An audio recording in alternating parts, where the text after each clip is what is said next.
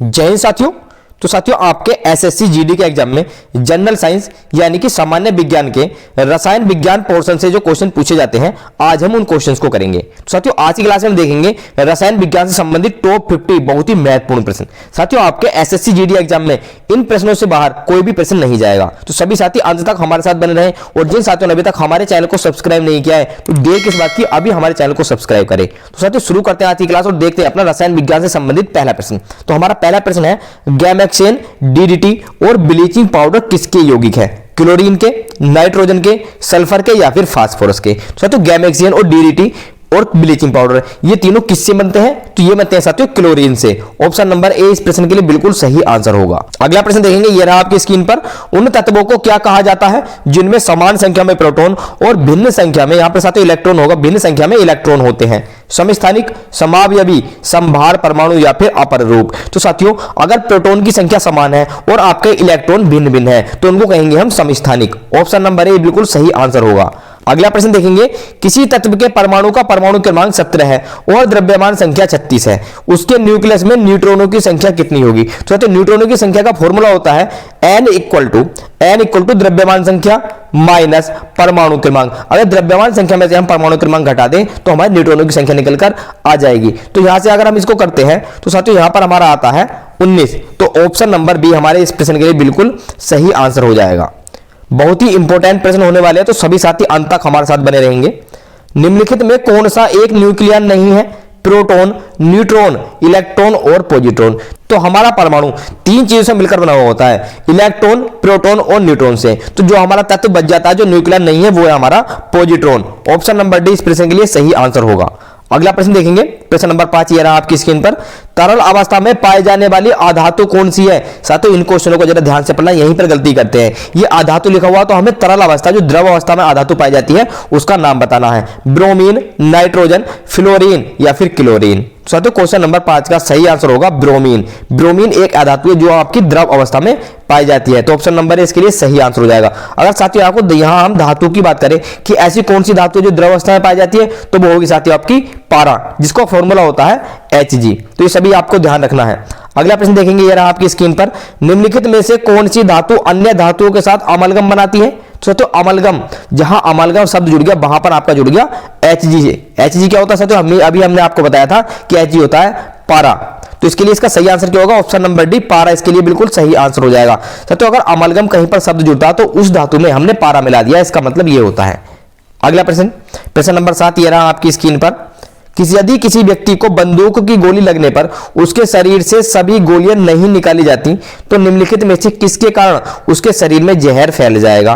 पारा के कारण, सीसा के कारण, लोहे के कारण या फिर आर्सेनिक के कारण? तो साथियों जो बंदूक की गोली होती है उसमें पीबी नाम का एक तत्व होता है जिसको हम लेड कहते हैं, और हिंदी में इसको सीसा भी कहा जाता है। तो इसके कारण उस व्यक्ति की मृत्यु हो जाती है। ऑप्शन नंबर बी इस प्रश्न के लिए बिल्कुल सही आंसर होगा, सीसा।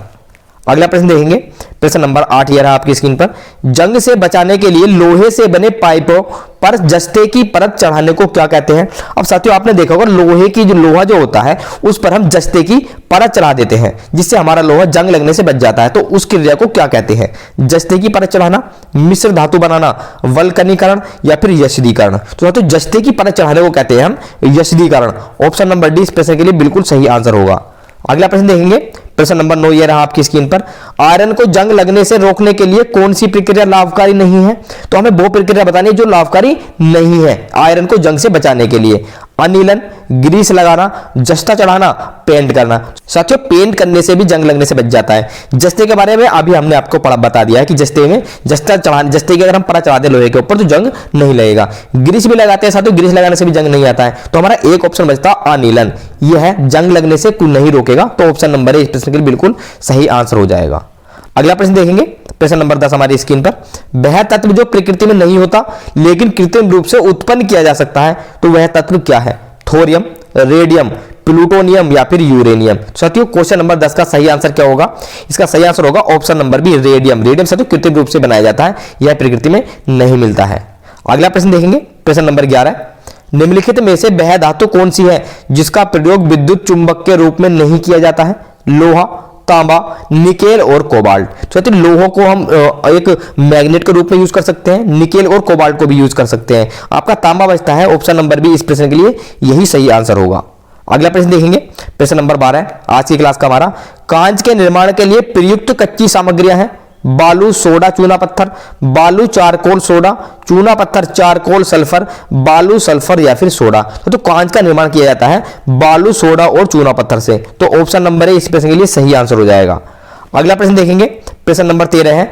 निम्नलिखित में से कौन सी धातु मुक्त अवस्था में पाई जाती है? वेरी वेरी इंपोर्टेंट क्वेश्चन हो जाता है साथियों, ऐसे क्वेश्चन एग्जाम में बनते हैं। तो कौन सी धातु है जो मुक्त अवस्था में पाई जाती है? तांबा, लोहा, जस्ता या फिर सीसा। तो साथियों जो धातु मुक्त अवस्था में पाई जाती है वो है हमारी तांबा, जिसको हम Cu से भी लिखते हैं, कॉपर। अगला प्रश्न देखेंगे, प्रश्न नंबर 14 ये रहा आपकी स्क्रीन पर। सहसंयोजक यौगिकों के बारे में कौन सा कथन सही नहीं है? यौगिक सामान्यतः द्रव और गैस होते हैं, क्वथनांक और गलनांक अल्प होते हैं मतलब नीचे होते हैं, अभिक्रिया मंद है या फिर अभिक्रिया तेज है। तो सहसंयोजक यौगिकों की जो अभिक्रिया होती है वो बहुत तेज होती है। ऑप्शन नंबर डी इस प्रश्न के लिए सही आंसर होगा। अगला प्रश्न देखेंगे, प्रश्न नंबर 15 है आपकी स्क्रीन पर। धूम्र बम बनाने के लिए निम्नलिखित में से किसका प्रयोग किया जाता है? तो धूम्र बम होता है ऐसा बम जिसमें से धुआं उठता है। जहां पर आपने ध्यान दिया होगा साथियों, जब कहीं पर धरना दिया जाता है तो वहां पर पुलिस उस बम का यूज करती है, धूम्र बम का, यानी कि स्मोक ग्रेनेड भी बोला जाता है उसको। तो उसके लिए किसका यूज किया जाता है? सल्फर का, फास्फोरस का, हाइड्रोजन का या फिर कार्बन का। तो साथियों उसके लिए यूज किया जाता है हमारा फास्फोरस का। ऑप्शन नंबर 20 प्रश्न के लिए सही आंसर हो जाएगा। अगला प्रश्न देखेंगे, प्रश्न नंबर 16 ये रहा आपकी स्क्रीन पर। सूक्ष्म जीवों द्वारा कार्बनिक यौगिकों से अल्कोहल के उत्पादन को क्या कहते हैं? साथियों एक अल्कोहल यानी कि शराब बनाने की एक विधि होती है जो सूक्ष्म जीवों द्वारा घटित होती है, तो उस क्रिया को हम क्या कहते हैं? अवायुश्वेसन, वायुश्वेसन, दहन या फिर किण्वन। साथियों क्वेश्चन नंबर 16 का सही आंसर क्या होगा? इसका सही आंसर होगा ऑप्शन नंबर डी, किण्वन। ऑप्शन नंबर डी इस प्रश्न के लिए सही आंसर हो जाएगा। अगला प्रश्न देखेंगे, प्रश्न नंबर 17 है।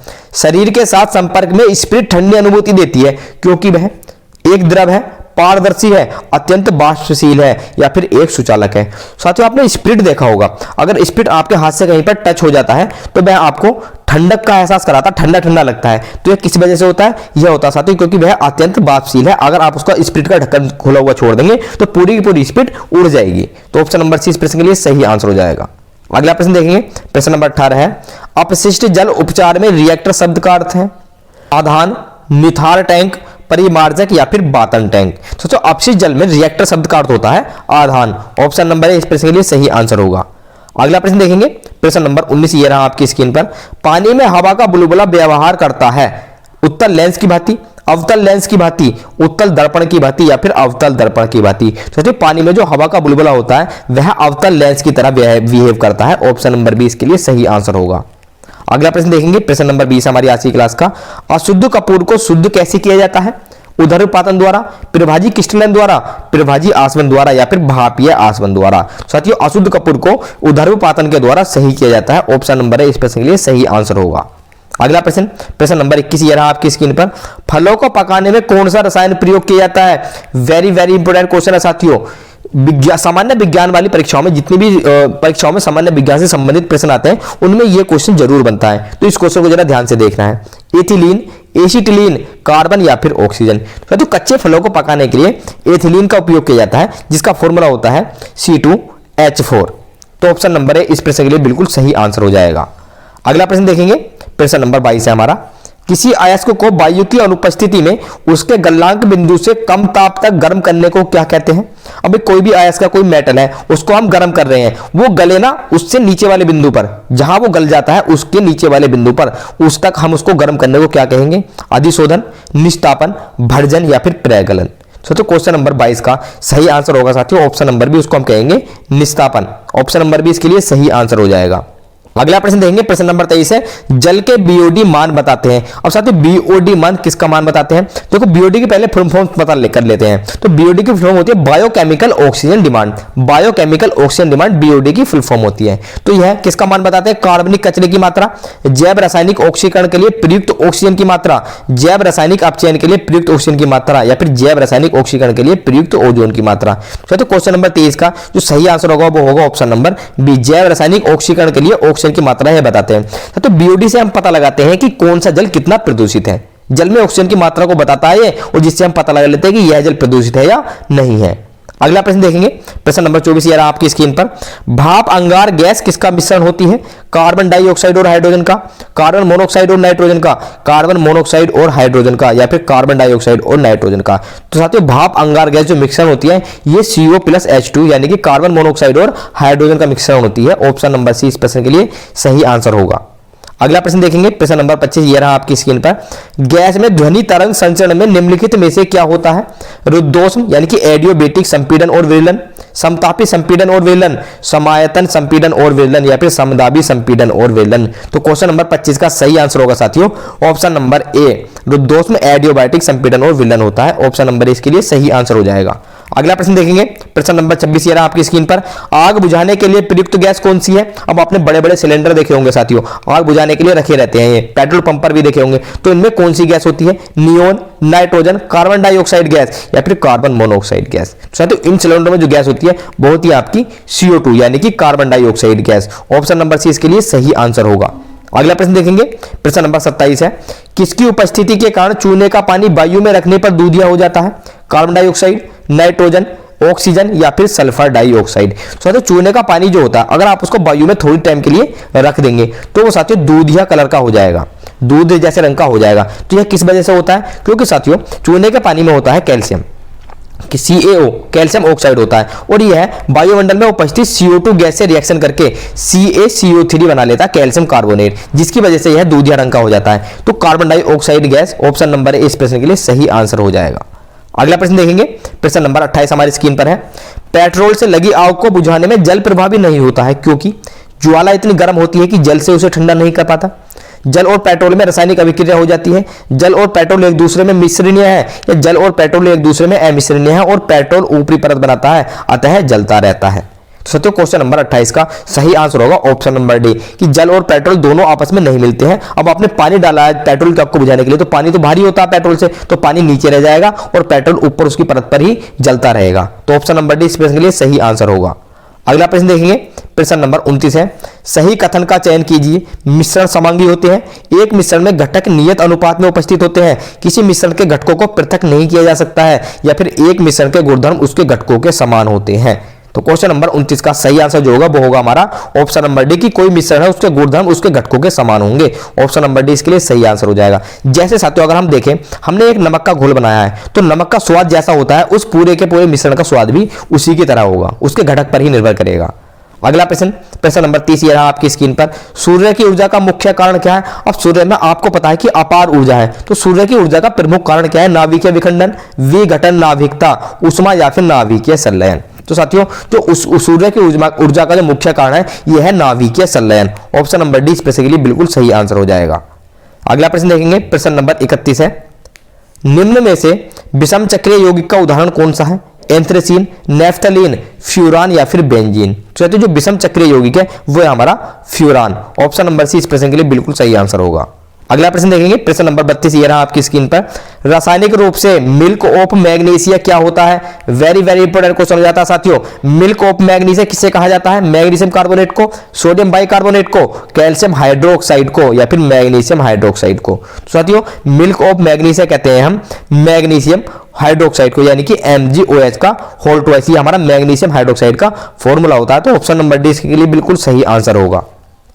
अगला प्रश्न देखेंगे, प्लास्टर ऑफ पेरिस किसके आंशिक निर्जलीकरण से बनाया जाता है? दोस्तों प्लास्टर ऑफ पेरिस यानी कि POP यह किसके निर्जलीकरण से बनाया जाता है? एप्सम लवण से, जिप्सम लवण से, लीला थोथा से, या फिर हरित क्वाचर से। तो साथियों प्लास्टर ऑफ पेरिस ये बनाया जाता है जिप्सम लवण से। ऑप्शन नंबर 20 प्रश्न के लिए सही आंसर हो जाएगा। और साथियों प्लास्टर ऑफ पेरिस का यूज किया जाता है आपके शल्य चिकित्सा में। आपका अगर मान लो आप किसी के टांग की हड्डी टूट जाती है, हाथ की हड्डी टूट जाती है, तो वहां पर जो आपका प्लास्टर चढ़ाया जाता है वही होता है साथियों प्लास्टर ऑफ पेरिस। यह बहुत ही हार्ड होता है, अगर इसमें पानी मिला दिया जाता है तो यह पत्थर से भी कठोर हो जाता है, और इसको काटने के लिए फिर ड्रिल का यूज किया जाता है। अगला प्रश्न देंगे, प्रश्न नंबर 34।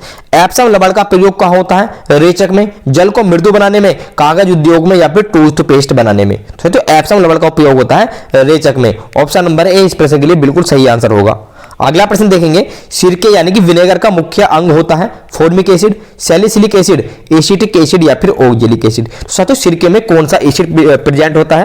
तो इसके लिए सही आंसर होगा option number C acetic acid. Acetic acid का फॉर्मूला होता है साथियों CH3COOH, यह सिरके में प्रेजेंट होता है।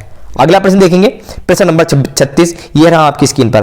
कॉपर इलेक्ट्रोडों का प्रयोग करके कॉपर सल्फेट के जलीय घोल के विद्युत अपघटन से मिलता है। अगर हम कॉपर के इलेक्ट्रोडों का प्रयोग करें और कॉपर सल्फेट का जलीय विलयन जो है इसमें हम इन इलेक्ट्रोडों को डाल दें तो उसके हमें विद्युत अपघटन से क्या मिलेगा? कैथोड पर कॉपर और एनोड पर ऑक्सीजन, एनोड पर कॉपर और कैथोड पर ऑक्सीजन, कैथोड और एनोड पर कॉपर घुलकर कॉपर देते हैं, या फिर कैथोड पर हाइड्रोजन और एनोड पर हमें ऑक्सीजन मिलेगी। तो इसके लिए सही आंसर होगा साथियों हमें कैथोड पर, कैथोड जो हमारा माइनस वाला होगा यहां पर हमें कॉपर मिलेगा और हमारा एनोड जो प्लस वाला होगा यहां पर हमें साथियों ऑक्सीजन मिलेगी। तो ऑप्शन नंबर ए इस प्रश्न के लिए बिल्कुल सही आंसर होगा। अगला प्रश्न देखेंगे प्रश्न नंबर 37, ये रहा आपकी स्क्रीन पर। वातावरण में सल्फर डाइऑक्साइड की मात्रा को किसके प्रयोग से कम किया जाता है?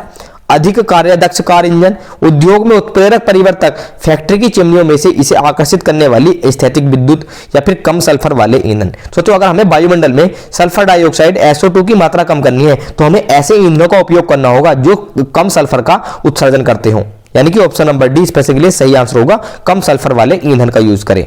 अगला प्रश्न देखेंगे प्रश्न नंबर 38 हमारी आज की क्लास का। हाइड्रोक्सी समूह वाला ऑर्गेनिक अम्ल है। तो हाइड्रोक्सी समूह होता है सिंगल बॉन्ड OH, जिसके पीछे OH सिंगल बॉन्ड OH आपको लगा हुआ मिलेगा वो होगा आपका हाइड्रोक्सी समूह। तो हाइड्रोक्सी समूह वाला ऑर्गेनिक अम्ल कौन सा है? बेंजोइक अम्ल, कार्बोक्सिलिक अम्ल, सिनेमिक अम्ल, या फिर एसिटिक अम्ल। तो क्वेश्चन नंबर 38 का जो सही आंसर होगा साथियों वो होगा आपका ऑप्शन नंबर बी, कार्बोक्सिलिक अम्ल। ऑप्शन नंबर बी इस प्रश्न के लिए सही आंसर होगा। अगला प्रश्न देखेंगे प्रश्न नंबर 39 आज की क्लास का हमारा। सफेद फास्फोरस निम्नलिखित में से किसके नीचे रखा जाता है? अमोनिया, शीतल जल, केरोसिन, या फिर अल्कोहल। तो सफेद फास्फोरस जो स्टोर करके रखा जाता है यह ठंडे जल के नीचे रखा जाता है। ऑप्शन नंबर बी इस प्रश्न के लिए सही आंसर होगा। अगला प्रश्न देखेंगे डेटॉल में मौजूद पूर्तिरोधी यौगिक कौन सा है? आयोडीन, एनलोरोक्सिलेनोल, बायोथियोनोल, या फिर क्रेसोल। जो डिटोल में पूर्तिरोधी यौगिक है वो है आपका ऑप्शन नंबर बी, एनलोरोक्सिलेनोल। ऑप्शन नंबर बी इस प्रश्न के लिए सही आंसर होगा। अगला प्रश्न देखेंगे प्रश्न नंबर 41, ये रहा आपकी स्क्रीन पर। बहुत अधिक पकाना और खाद्य तेलों का बार बार प्रयोग क्यों अधिक अवांछनीय है? सत्य अगर हम खाने को बार बार पकाएंगे और खाद्य तेलों का बार बार अधिक से अधिक उपयोग करेंगे तो यह आपके लिए नुकसानदायक है, और ये क्यों है ये हमें बताना है। तेल के वाष्प से आंतरिक प्रदूषण हो सकता है, कार्सिनोजेनिक पदार्थ जैसे बेंजपायरिन पैदा होते हैं, भोजन को पोषक तत्व कम हो जाता है, या तेल की हानि और बर्बादी होती है। तो इसके लिए सही आंसर देख लेते हैं। पहले इसका ऑप्शन नंबर भी हमारा सही आंसर हो जाएगा। तो साथियों जैसे कि आपने देखा होगा बाजार में आलू की पकौड़ियां बिकती हैं तो वह एक ही तेल में उसको बार बार उसी में तेल में डाल दिया जाता है, तो वह आपके लिए हानिकारक होता है। अगर एक ही तेल का हम बार बार यूज करेंगे तो साथियों उसमें जहरीले तत्व पैदा हो जाएंगे, जैसे बेंजपायरिन, ये जहरीला होता है, तो ये आपके लिए नुकसानदायक है। अगला प्रश्न देखेंगे प्रश्न नंबर 42, ये रहा आपकी स्क्रीन पर। एड्स वायरस क्या होता है? एक सूची का RNA होता है, दोहरी सूची का RNA होता है, एक सूची का DNA होता है, या फिर दोहरी सूची का DNA होता है। सोचो एड्स वायरस जो होता है वो आपका एक सूची का RNA वायरस होता है। ऑप्शन नंबर इस प्रश्न के लिए सही आंसर हो जाएगा।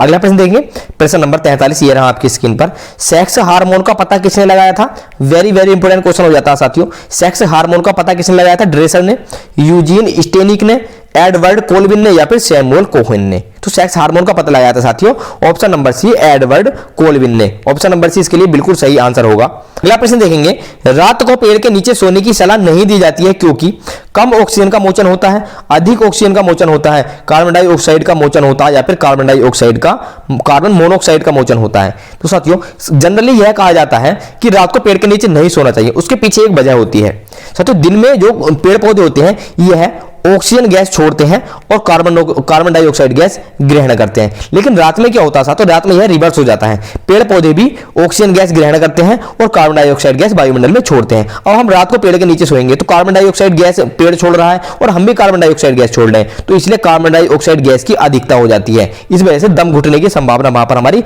हो जाती है, क्योंकि ऑक्सीजन की कमी हो जाएगी। तो इसलिए रात को पेड़ के नीचे नहीं सोना चाहिए। ऑप्शन नंबर सी इसके लिए सही आंसर होगा, कार्बन डाइऑक्साइड गैस का मोचन होता है।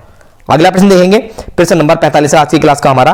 खाद्य परिरक्षण के रूप में सबसे अधिक प्रयोग होने वाला पदार्थ कौन सा है? अब खाद्य को लंबे टाइम बहुत समय के लिए लंबे टाइम के लिए सुरक्षित रखने के लिए हम किसका यूज करते हैं? सोडियम कार्बोनेट का, टार्टरिक एसिड का, एसिटिक एसिड का, या फिर बेंजोइक एसिड का, सोडियम लवण का। तो साथियों हम यूज करते हैं बेंजोइक एसिड के सोडियम लवण का, जो हमारा होता है सोडियम बेंजोएट। उसका फॉर्मूला होता है C6H5COONA। ये फॉर्मूला होता है साथियों सोडियम बेंजोएट का, तो इसका हम यूज करते हैं खाद्य परिरक्षण के लिए। तो अगला प्रश्न देखेंगे प्रश्न नंबर 46 हमारे आज की क्लास का, ये रहा आपकी स्क्रीन पर। तंबाकू का धुआं स्वास्थ्य के लिए हानिकारक है क्योंकि उसमें कार्बन मोनोऑक्साइड गैस होती है, निकोटीन होता है, पॉलीसाइक्लिक एरोमेटिक हाइड्रोकार्बन होते हैं, या फिर मेलाथीन होता है। तो सबसे तंबाकू में एक बहुत ही जहरीला तत्व उपस्थित होता है जो कि होता है आपका निकोटीन। और निकोटीन एक टाइप का ड्रग है जिसकी आपको बार बार लत लगेगी, तो हमें तंबाकू का सेवन नहीं करना चाहिए। ऑप्शन नंबर 20 के लिए सही आंसर होगा।